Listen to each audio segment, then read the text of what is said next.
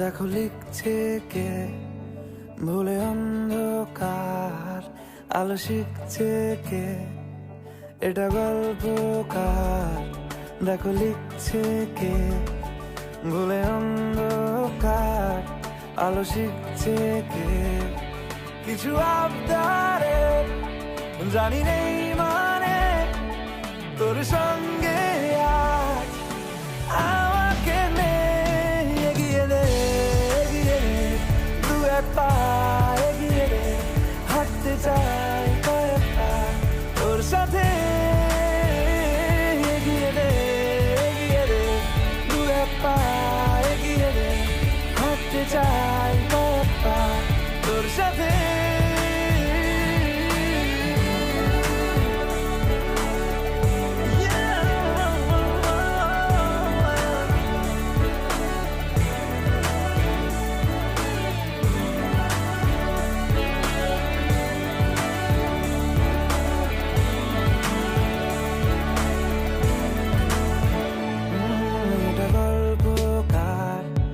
দেখো পড়ছে কে ঘুমের কথার, দেশে ঘুরছে কে এটা গল্পকার। দেখো পড়ছে কে ঘুমের কথার, দেশে ঘুরছে কে কিছু আবদারের জানি নেই মানে তোর সঙ্গে আজ আমাকে নে এগিয়ে দে দু এক পা এগিয়ে দে, হাঁটতে চাই কয়েক পা তোর সাথে এগিয়ে দে দু এক পা এগিয়ে দে, হাঁটতে চাই কয়েক পা তোর সাথে এগিয়ে দে দু এক পা এগিয়ে দে, হাঁটতে চাই কয়েক পা তোর সাথে।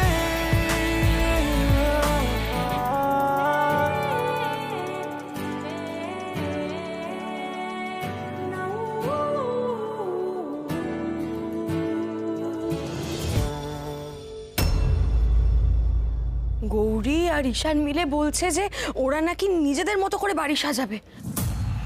কি তুমি শুনলে বাবা?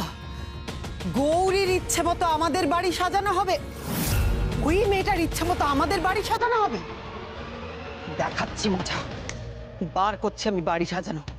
মাধুরী তুমি শিগগির ওখানে যাও, গিয়ে দেখো কি হচ্ছে না হচ্ছে, সবকিছুর উপর নজর রাখো। যাও। যাচ্ছি শুনু, যাচ্ছি। বাবা তুমিই তো সারাক্ষণ আমাকে বলো ভেবে চিনতে মাথা ঠান্ডা করে ধীরে সুস্থে কাজ করতে, কিন্তু তাতে তো কোনো লাভ হচ্ছে না বাবা। গৌরী কিভাবে সবকিছু হাত করে নিচ্ছে তুমি দেখতে পাচ্ছ না? ক্রমশ আমাদের রাশ হালকা হয়ে যাচ্ছে এই বাড়িতে বাবা।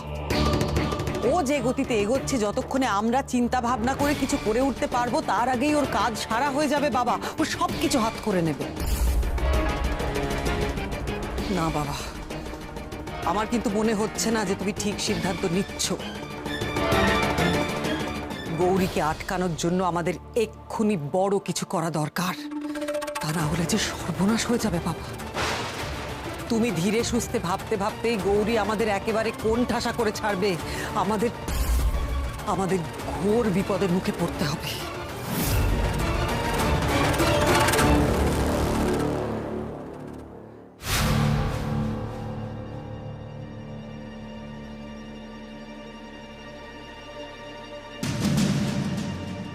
কি হলো?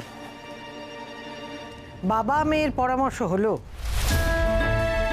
কিভাবে গৌরীকে বিপদে ফেলা যায়, তাকে কোণঠাসা করা যায়, তাই তো? তুমি বোধহয় ভুলে গেছো আগের দিন তোমায় কি বলেছিলাম, তাই আবার ওই নিয়ে কথা বলতে এসছো। আমি কিচ্ছু ভুলিনি, সব আমার মনে আছে। বরং আমি তোমাকে মনে করাতে এসেছি। যতই চোখ থাকতে তুমি অন্ধ হওয়ার চেষ্টা করো না কেন, আমি কিন্তু সব জানি। কি বলতে চাইছো তুমি? কি জানো তুমি? কি বলতে চাইছি তুমি বুঝতে পারছো না?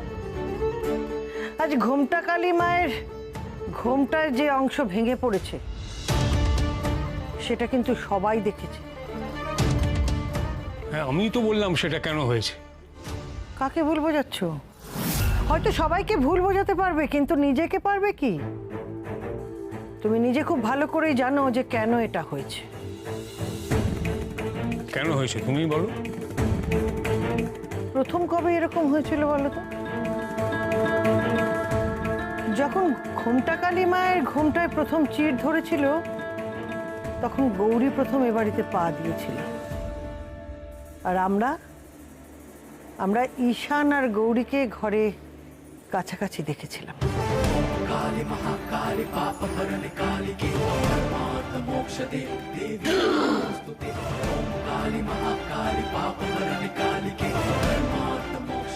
আমার জ্ঞান ওই ফিরিয়েছে। ও মা, তাই? তুই ওর জ্ঞান ফিরিয়েছিস? এই চিরকাল রাতেই ধরেছে। আমার চোখের সামনে সবটা হয়েছে বাবা, আমি তো ছিলাম এখানে। মন্দিরের দরজা বন্ধ করে যতই তুমি ধামাচাপা দাও না কেন, আমি কিন্তু সব জানি। যতবারই ঘোমটা কালী মায়ের ঘোমটায় চিড় ধরেছে, ততবারই ঈশান আর গৌরী কাছাকাছি এসেছে। আর এবার কেন এরকম হলো সেটা তুমি বুঝতে পারছো না? ওরা তো বাইরে ছিল, একসঙ্গে ছিল, কাছাকাছি ছিল। আর ঘোমটা কালী মায়ের ঘোমটা কবে সরে যাবে সেটা তুমি জানো না? থামো, অর্পাচিনের মতো কথা বলো না। চোখ বন্ধ রাখলে কি প্রলয় বন্ধ করা যায়? আমাকে যতই চুপ করিয়ে রাখো না কেন, সত্যিটা তো মিথ্যে হয়ে যায় না।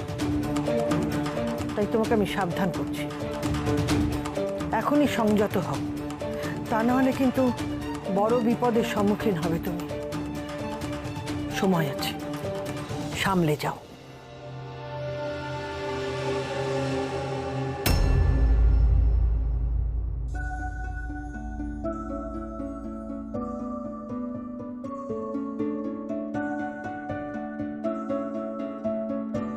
গৌরী, ডাক্তারবাবু, ও ডাক্তারবাবু, বলছি দেখো না সবকিছু ঠিক আছে কিনা। এই তো তোমরা চলে এসেছো, দেখো না সবকিছু ঠিক আছে কিনা, কোনো ভুল নেই তো? ওরার কিন্তু কোনো চিহ্নও নেই। বলো না ও ডাক্তারবাবু, তুমি তো বললেই না, বলো না। গৌরী, তুমি তো নিজেই পছন্দ করে সব নিয়ে এসেছো। তোমার পছন্দ হয়েছে? আর আর তুমি বরং বাকিদের জিজ্ঞেস করো। ও ছোট কাকিমণি, বলো না সব ঠিক আছে কিনা। ও মুক্তা দিদি, পলা দিদি, বলো না। বিশ্বাস করো গৌরী, আমরা না কেউ ভাবতে পারিনি যে তুমি এসে এত তাড়াতাড়ি সবকিছু আবার আগের মতো করে দেবে।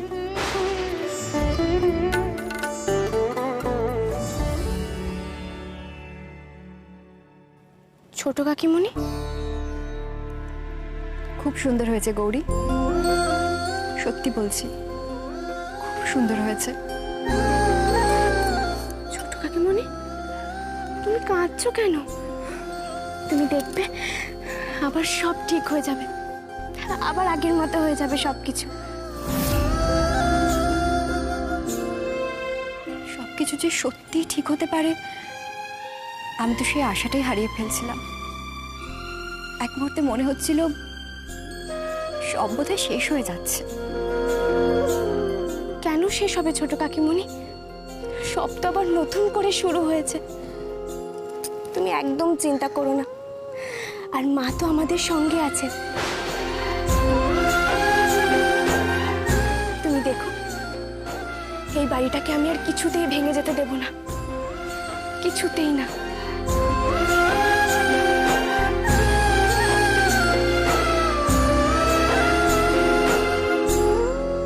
সত্যি তো, এই প্রথম আমারও কাউকে দেখে বুক কাঁপছে।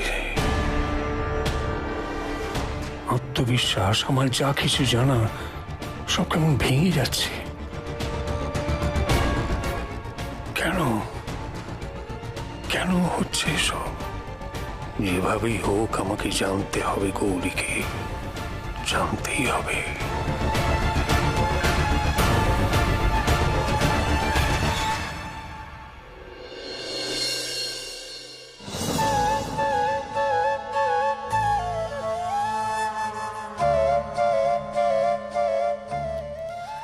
মা গো, আমি যে তোমার সামনে দাঁড়িয়ে বাড়ির সকলকে কথা দিয়েছি মা, যে এই বাড়িকে আবার আগের অবস্থাতে ফিরিয়ে আনবো। আমি যে আমার যথাসাধ্য চেষ্টা করছি মা, শুধু তুমি আমার পাশে থেকো গো। আর বাড়িটাকে আমি অনেকটাই আগের মতো গুছিয়ে উঠতে পেরেছি, কিন্তু মা ব্যবসার যে অনেক বড় ক্ষতি হয়ে গেছে গো। এই ব্যবসার দিকটা আমি কিভাবে সামলাবো সেটা তো বুঝতে পারছি না। তুমি আমাকে বলে দাও মা।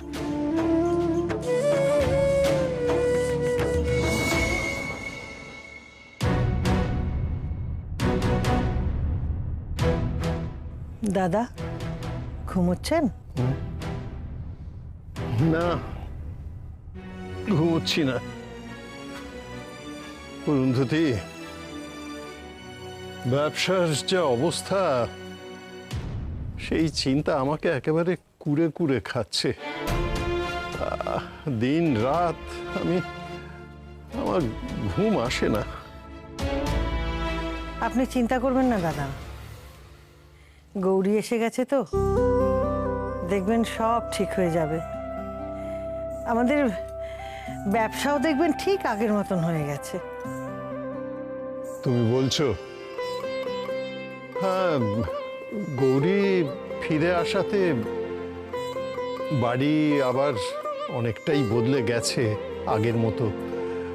ও তো দেবুদেরও বাড়িতে নিয়ে এসেছে, কিন্তু দেখো গৌরী তো বাইরে গিয়ে ব্যবসাটা সামলাতে পারবে না, ও তো বাড়ির ভালো করতে পারে। আপনাকে একটা কথা বলবো দাদা,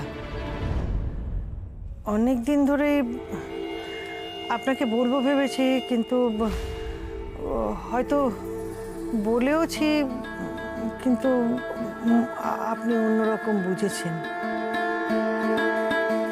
সে কি, তুমি আমাকে কিছু বলেছো আমি অন্যরকম বুঝেছি বা বুঝতে চাইনি? না না, তা নয়। আচ্ছা দাদা, আপনার মনে আছে যে আমাদের বাড়িতে একটা কথা প্রচলিত আছে যে এই বাড়িতে দেবীর অংশ জন্ম নেবে? হ্যাঁ, ঠিকই তো। এ তো কথিত আছে। আমি তো অনেকবার সকলকেই বলেছি যে এই বাড়িতেই দেবীর অংশ জন্ম নেবে, এবং যেদিন দেবীর অংশ মহাদেবের অংশের সঙ্গে মিলে যাবে, সেই দিনই আমাদের ঘুমটা কালির ঘুমটা খসে পড়বে। সে তো ঠিক কথা। আর দেখো, দেবীর অংশ তো এ বাড়িতে জন্মগ্রহণ করেছে। আমাদের শৈলই তো সেই দেবীর অংশ। না দাদা, তা নয়। কি কি বলছো কি তুমি? হ্যাঁ দাদা, আমি ঠিকই বলছি। যে দেবীর অংশের কথা বলা হচ্ছে না, আমি বলছি সে আর কেউ নয়, সে আমাদের গৌরী। গৌরী হচ্ছে সেই দেবীর অংশ দাদা।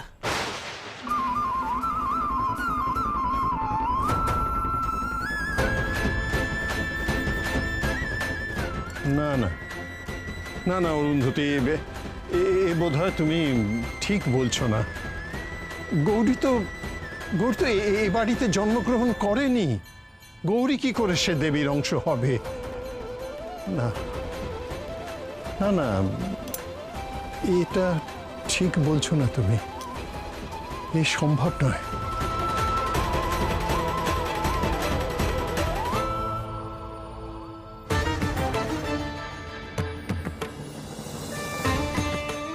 এ বাবা মা, তোমার তো সব অস্ত্রতে কেমন ধুলো পড়ে গেছে।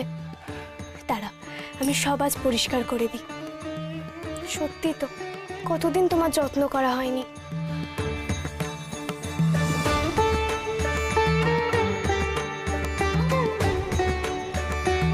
গৌরী, গৌরী,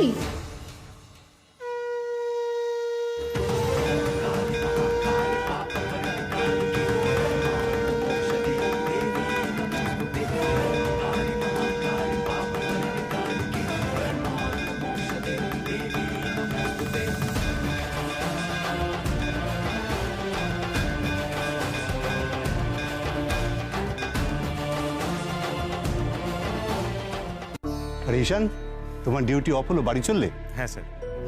বাড়ির সব খবর ঠিকঠাক আছে তো? গৌরী ঠিক আছে? হ্যাঁ স্যার, সব ঠিক আছে, আপাতত আর কোনো সমস্যা নেই। আচ্ছা, বলছিলাম কি স্যার, একদিন প্লিজ আমাদের বাড়িতে আসুন। গৌরী বারবার আপনার কথা বলে। আমি ওকে বলেছি যে একদিন সময় করে নিশ্চয়ই আপনি আসবেন, কিন্তু কথা শুনছে না। তুমি গৌরীকে বলো যে আমি নিশ্চয়ই একদিন যাব। আচ্ছা ঈশান, যদি কিছু মনে না করো একটা প্রশ্ন করব? হ্যাঁ স্যার, বলুন না। বলছি যে এই গৌরীর বাবা মার কোনো খোঁজ পাওয়া গেল? মানে কারো কাছে কিছু জানতে পারলে? না স্যার, কোনো খোঁজ পাওয়া যায়নি, আর তার বিশেষ কোনো পসিবিলিটিও দেখছি না। আসলে গৌরীকে যারা কোলে পিঠে মানুষ করেছে তারাও এর ব্যাপারে কিছুই জানে না। আর ওরা যেভাবে গৌরীকে পেয়েছে তাতে ওদের পক্ষে গৌরীর মা বাবার ব্যাপারে কিছু জানাটা সম্ভব নয়। তাই আমরাও স্যার ঠিক বুঝে উঠতে পারছি না যে কিভাবে খোঁজ করব, বা আদৌ ওনারা বেঁচে আছে কিনা আমরা জাস্ট বুঝতে পারছি না স্যার। ও আচ্ছা। কিন্তু স্যার, একটা জিনিস আমার বেশ ভালো লাগলো স্যার, যে আপনি গৌরীর ব্যাপারে এতটা কনসার্ন। আপনি এর আগেও গৌরীর ব্যাপারে আমায় জিজ্ঞেস করেছিলেন, ওর জন্মদিনের ব্যাপারে বোধহয় কিছু। তোমাকে না আমার খুব চেনা চেনা লাগছে। মনে হচ্ছে যেন তোমাকে অনেক আগে থাকতে আমি দেখেছি। আচ্ছা তুমি একটা কথা বলো তো, তুমি কি ওই চৌপাহাড়িতেই বরাবর থাকতে? হ্যাঁ মাস্টার মশাই, আমি তো চৌপাহাড়িরই মেয়ে, জন্ম থেকেই সেখানে। গৌরীর মুখটা দেখলেই কেন যে আমার এত চেনা চেনা লাগে, মনে হয় আমার খুব চেনা কারোর সঙ্গে মিল আছে। স্যার, স্যার কিছু হয়েছে? মানে আপনি কিছু ভাবছেন? না আচ্ছা, মানে আমি বলছিলাম কি, হ্যালো, হ্যাঁ হ্যাঁ, না না আমি এখনো বাইরেই আছি। ও হ্যাঁ হ্যাঁ হ্যাঁ হ্যাঁ, আমি এক্ষুনি আসছি। ঈশান, বলছি যে একটা এমার্জেন্সি, আমাকে এক্ষুনি যেতে হবে, পরে কথা হবে। হ্যাঁ ওকে স্যার, আসছি।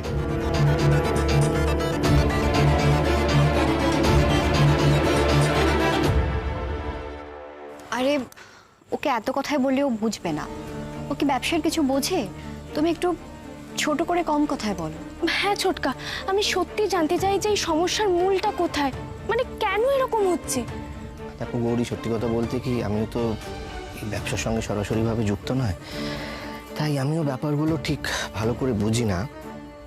কিন্তু এইটুকু বুঝতে পারছি যে সিচুয়েশনটা খুবই খারাপ। 10 দিন ধরে কর্মচারীরা স্ট্রাইক করছে, দোকান বন্ধ, শোরুম বন্ধ, মিডিয়া তো সবটাই কভার করছে।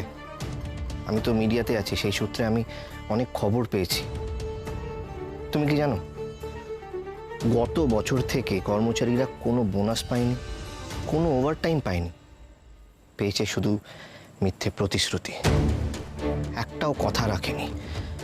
তাই কর্মচারীরা বারবার নিজেদের দাবি জানিয়েছে, কিন্তু ওদের কেউ পাত্তাই দেয়নি, সবসময় এড়িয়ে গেছে, এমনকি একবারও ওদের সঙ্গে আলোচনায় বসেনি। এবার এইসব ক্ষেত্রে সম্পর্ক ভালো থাকলে ব্যাপারগুলো খুব সহজে মিটে যায়। আর কর্মচারীরা অন্য কোনো পথ না পেয়ে অনশনের পাতে নেমেছে। কিন্তু ছোট দাদু, মেজ কাকা তো ব্যবসা সামলায়, তারপরেও এত কিছু সামলাতে যে পারেনি সে তো বোঝাই যাচ্ছে। আমার তো ভয় হচ্ছে ঝামেলা না আরো বাড়ে।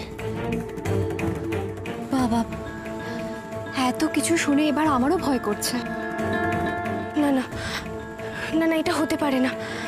আমাদের এত দিনের এত বড় ব্যবসা এভাবে বন্ধ হয়ে যাবে নাকি? কি করা যায় বলো তো? ঈশান তো এই রত্নের ব্যবসায় কখনোই আসবে না, আর তোমাকে আমি যতদূর জানি তুমি যাবে বলে আমার মনে হয় না।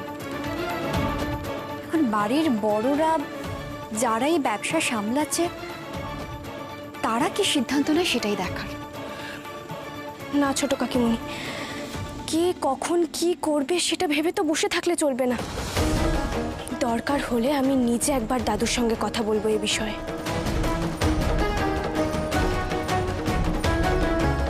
10 দিন হয়ে গেল স্ট্রাইক চলছে আমাদের, কোনো অর্ডার নিচ্ছে না কেউ, সমস্ত অর্ডার ক্যান্সেল হয়ে যাচ্ছে। আমি তো বুঝতেই পারছি না যে কি করে এই সিচুয়েশনটা সামাল দেব।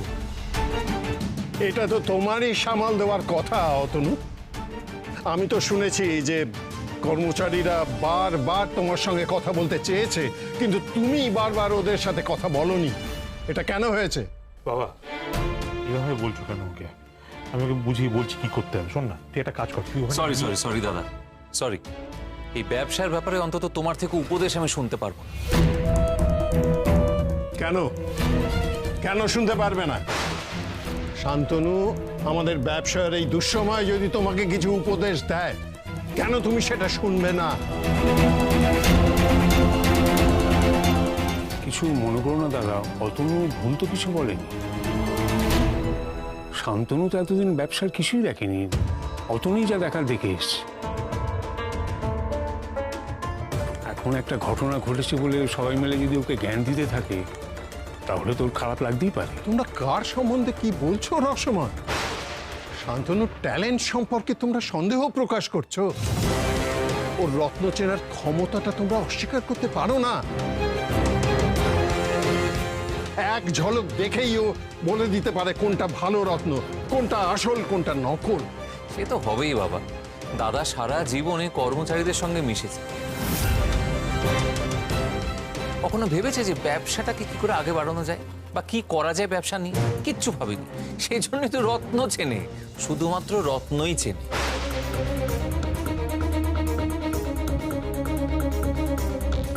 হ্যাঁ দাদা, ব্যাপারটা তখন আমারও পছন্দ হয়নি। আফটার অল মালিকের ছেলে, সারাক্ষণ কর্মচারীদের সাথে, ওয়ার্কারদের সাথে গা ঘেঁষে করা, বন্ধুত্ব করা, এটা আবার কি? এতে তো ওরা আরো ঘাড়ে চেপে বসে। এতে ব্যবসা ভালো হয় না, বরঞ্চ ব্যবসার আরো ক্ষতি হয়।